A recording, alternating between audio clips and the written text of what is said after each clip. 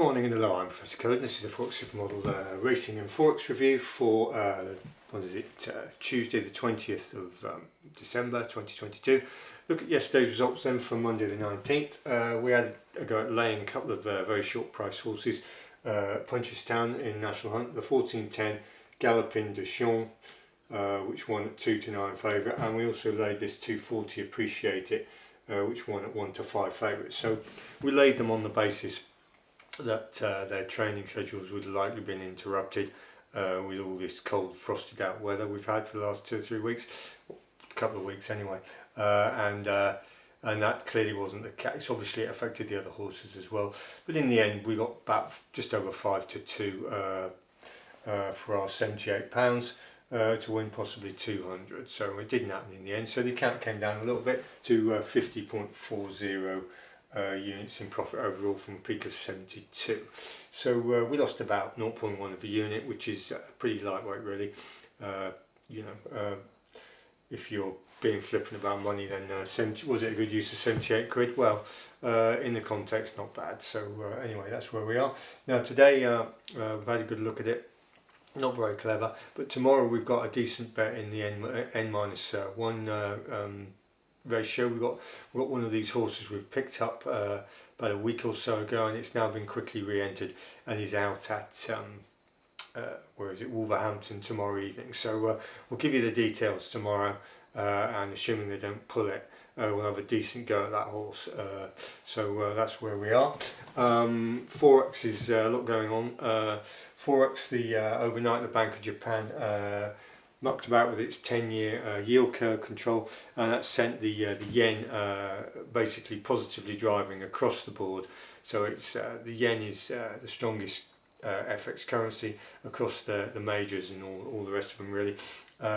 So it's put a massive spanner in the works there, and it's sort of led to a fairly strong risk-off scenario.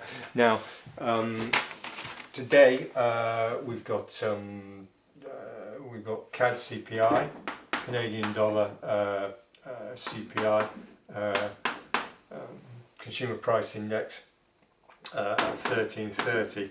Now the CAD central bank is on the soft side, on the dovish side at the moment. We've just had this punch up in the yen. So if you look at CAD yen JPY today at about 10 minutes before the off, the likelihood is that the positioning will be very unfavourable towards long CAD yen. So it's going to cause problems if you get a strong CAD CPI coming in. So you get a good bounce there. So we're looking to do a buy trade, a buy order on the CAD JPY. And bearing in mind tomorrow you've got what is it? You've got no, it's actually, sorry about that, it's tomorrow we've got CAD CPI, and today we've got CAD retail sales. So it's the same difference to the approach. So 1330. So we've got CAD retail sales today, apologies for that, and we've got the CPI tomorrow. But the same principle applies. The market is heavily positioned long yen. CAD is viewed as the poor relation at the moment due to soft tones from the Bank of Canada, the BOC. Oil's soft, so CAD's not really got anything to cling on to at the moment. So you could well see. So obviously the